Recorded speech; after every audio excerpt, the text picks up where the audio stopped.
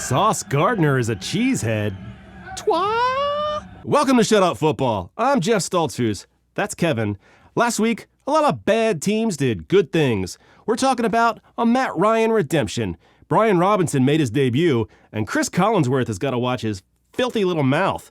Plus, the recap, where we make fun of all of last week's games. We're talking about Week 6 of the 2022 NFL season.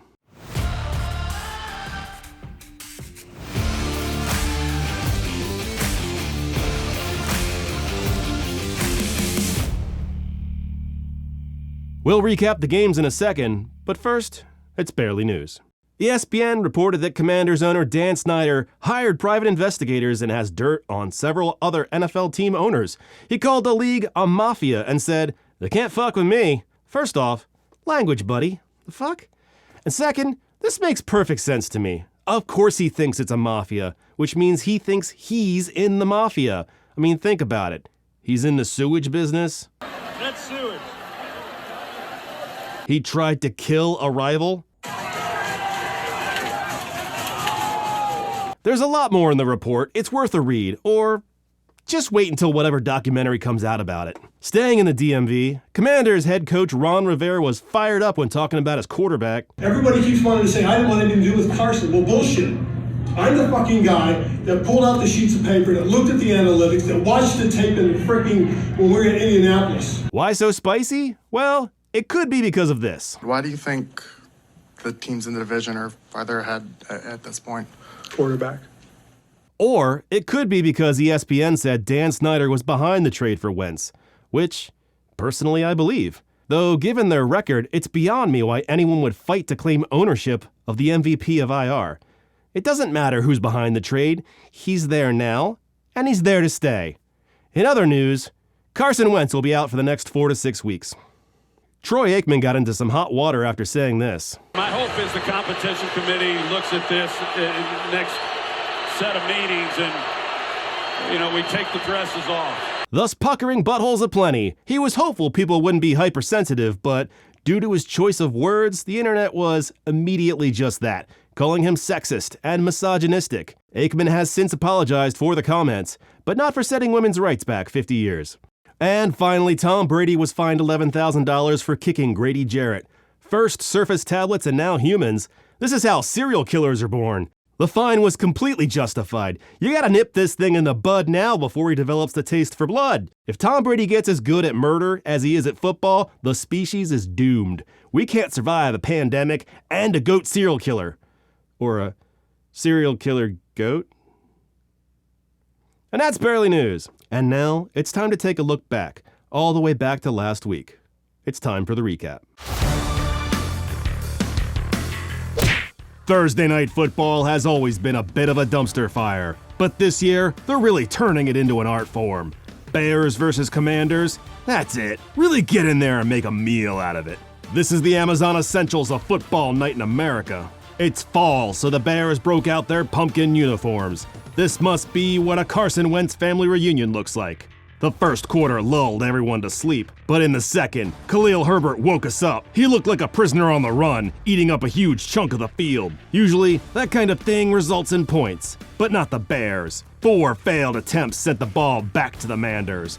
Thursdayed again. Fields caught the defense in transition and found Dante Pettis for points. High five! Oh, he's dead.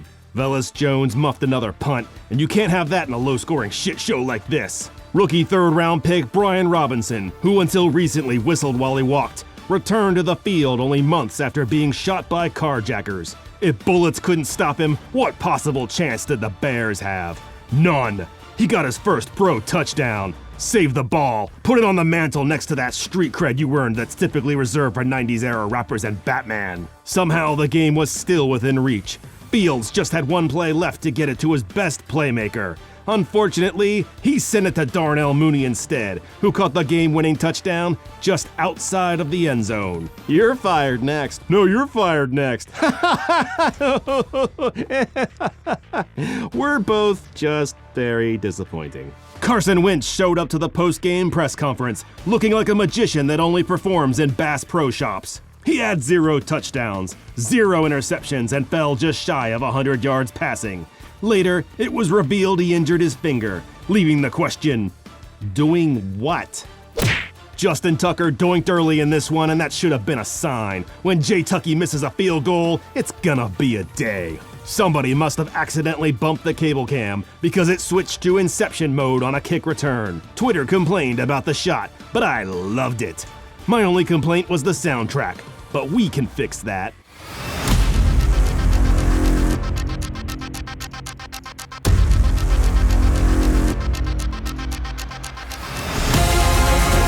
Now that's dramatic. The Giants are making every other bad team look stupid. They only had half a receiver and they still got the job done. Rookie Wan'Dale Robinson got his first touchdown. Daniel Bellinger had one too, keeping the game within reach. The Giants swarmed Lamar Jackson all day until he finally panicked in the air, chucking one back to them. After a Barkley touchdown, Jackson had his pocket picked down to the lint. Giants took the ball and the game. Finally, Indianapolis saw the Matt Ryan they thought they were getting. 3 touchdowns, no sacks, and no turnovers. But it didn't come without adversity. Sunshine had a trio of touchdowns himself, getting sneaky at the goal line and through the air. JaMychal Hasty had a huge run for a touchdown. It's like the defense looked away for a second to Google, who is JaMychal Hasty? Michael Pittman Jr. had a big day, and I will show none of it. Instead, here's undrafted rookie Deion Jackson smashing his face in for a touchdown. Ryan found Jelani Woods for a touchdown, and the Jags cried push off. But was it? Was it really? I mean, probably. Ryan hit Alec Pierce for a game-winning touchdown. Unfortunately, he was immediately tackled by whatever the fuck this thing is. I want to say chlamydia?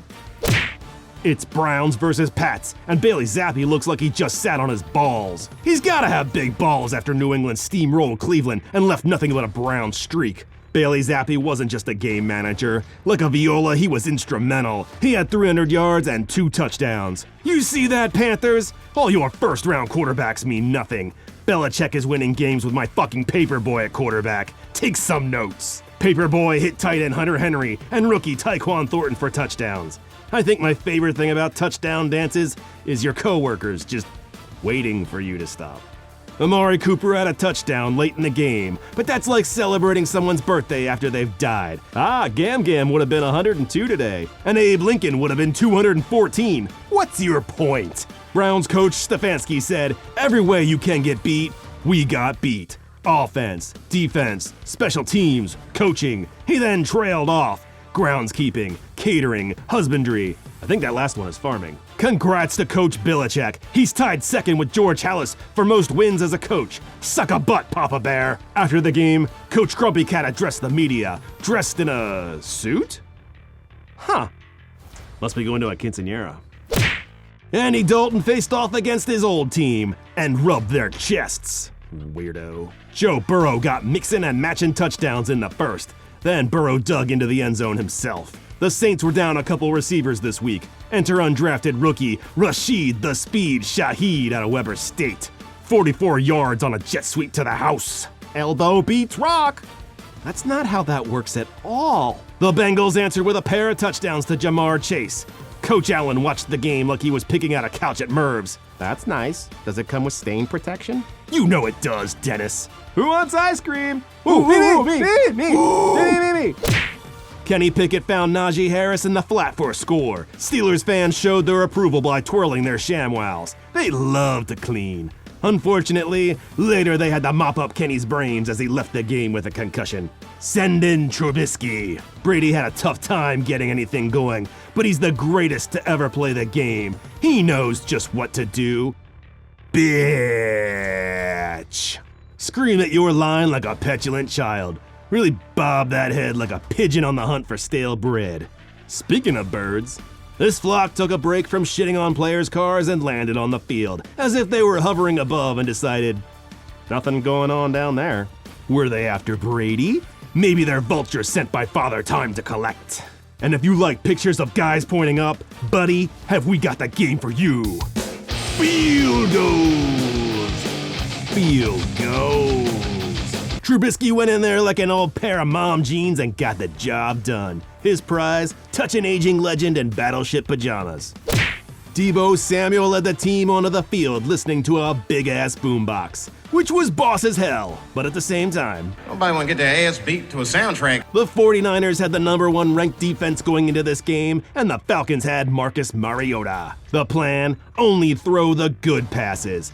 Holy shit, it worked. Marcus Mariota connected on 13 of 14 passes and 2 touchdowns, plus another on the ground. Of course, it helps when your defense is forcing turnovers. The handsome one made some pretty ugly mistakes. Really makes you miss Trey Lance forcing those turnovers. The Falcons are showing promise. Just imagine what they'll be like next year with whatever quarterback the Panthers pass over in the draft.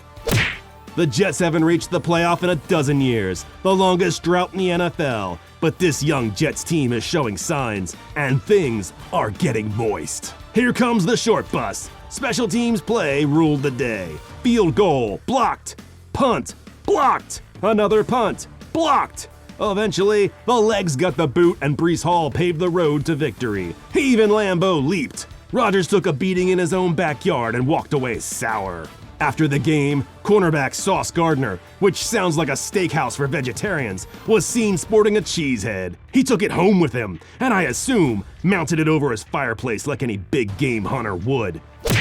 Skylar Thompson got the start. I'm just gonna call you Skylar if that's okay. It's a lovely name. Which started okay, or at least better than last week, but he didn't make it through the game. His thumb got the boo-boos and they had to drag Teddy Bridgewater back in. Kirk Cousins hit Adam Thielen in the end zone, who immediately broke out the wispy chicken dance.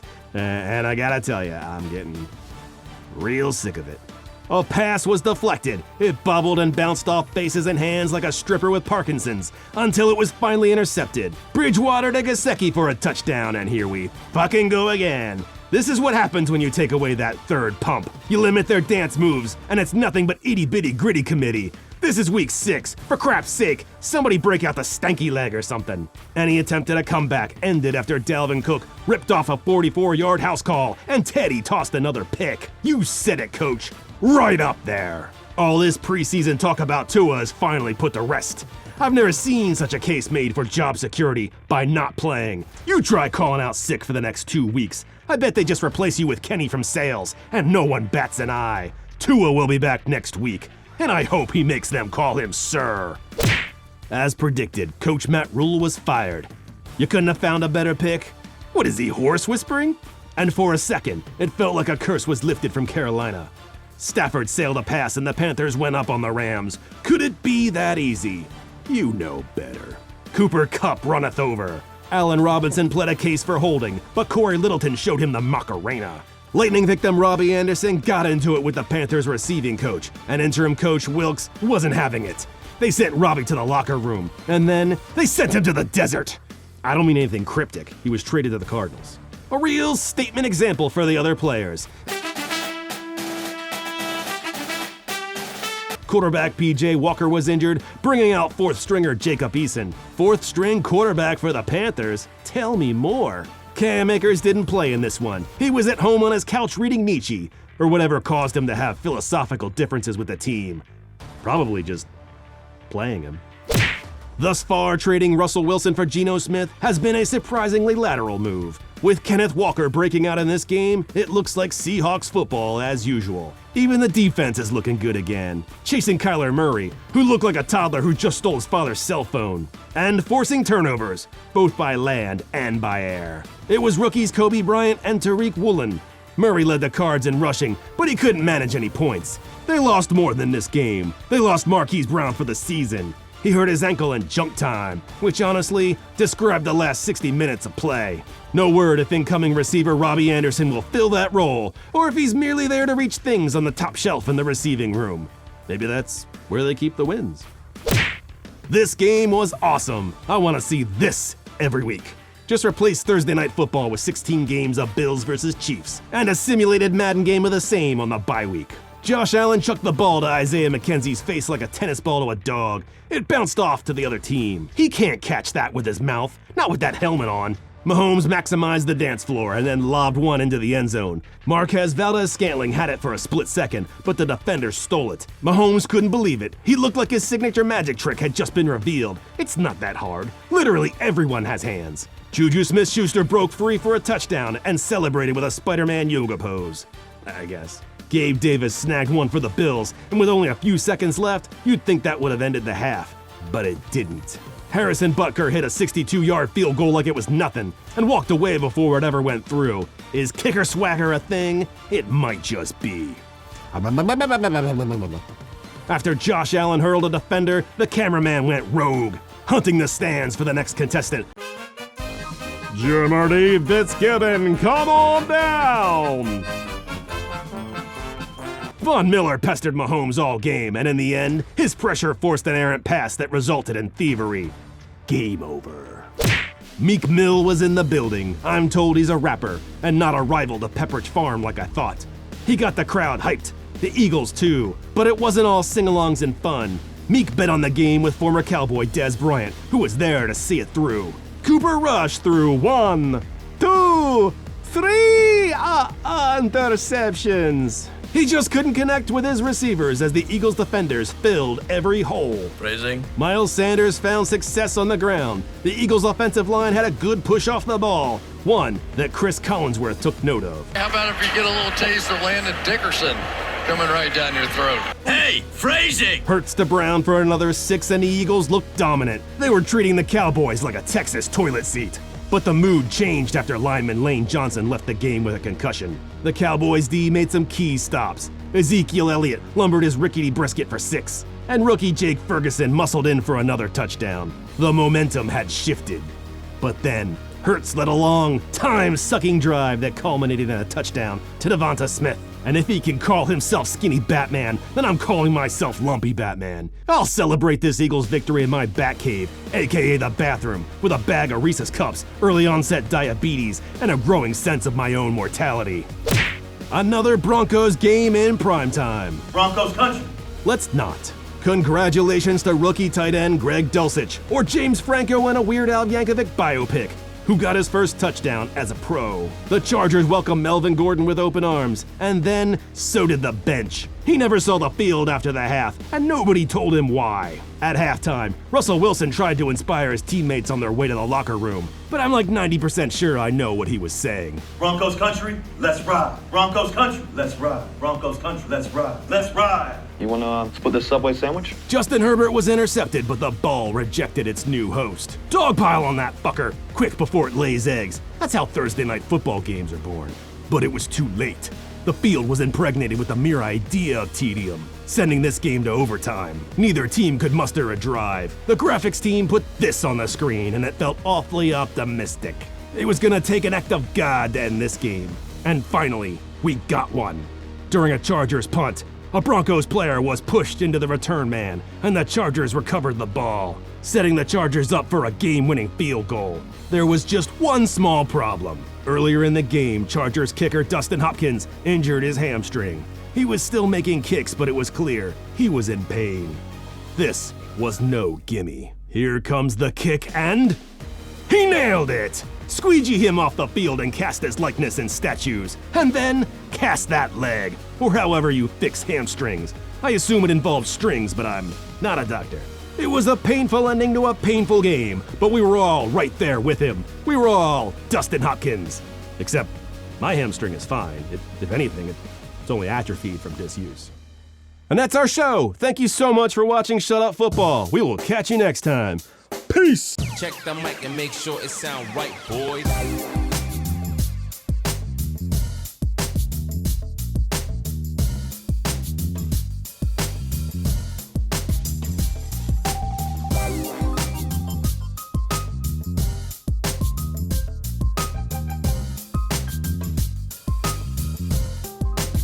It sound right, boy. Looking like he was fresh off the stage of Cracker Barrel the musical.